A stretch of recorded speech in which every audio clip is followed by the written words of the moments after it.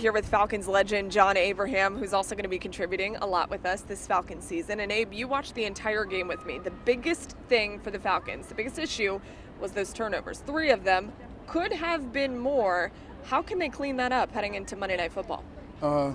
Like I said, first of all, I just want to congratulate Raheem Morris on just having this job, his first game as a head coach, and first of all, being accountable for what they did wrong. Yeah. And it was the turnovers. We watched the game and, just TJ Watt. And think about it, 2 penalties would have been 5 turnovers. Mm-hmm. So it's a big difference between, winning and losing when you have 3 turnovers.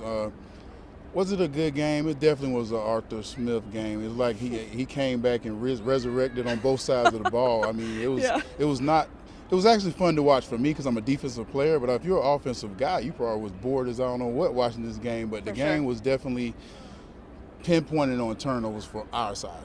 So for the Steelers, they only had 6 field goals and no touchdowns, yet they were still able to win the game. Yet the whole game, you're telling me the Falcons defense doesn't look that bad. What was your biggest takeaway from them defensively?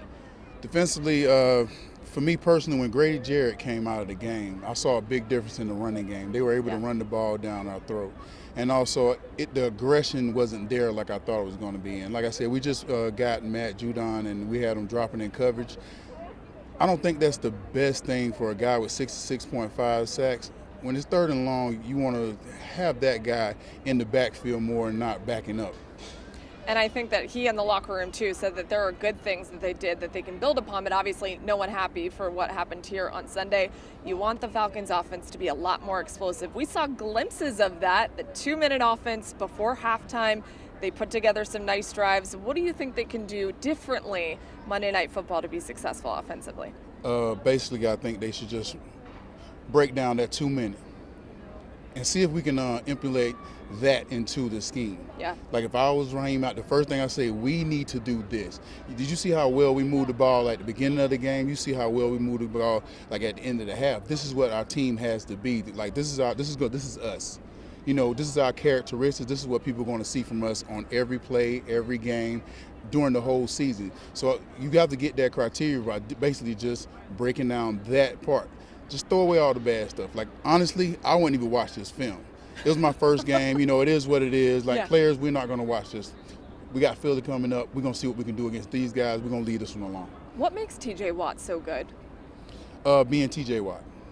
I mean, we spoke about this earlier. You asked me, and I told you, I said, I think he became himself. Having to look at your brother JJ and people comparing to you, like, oh, why you don't play like him? Why you don't do this? Like, as a player, when I became great or when I became better, it was strictly when I started learning how I play, learning how I run, learning how I catch, learning how I do this. And all that came to terms when the older I got and the more confidence I got. And I think he's just been that always probably saying, oh, your brother. He said, what can I do? And I think he's showing what he can do personally as a player.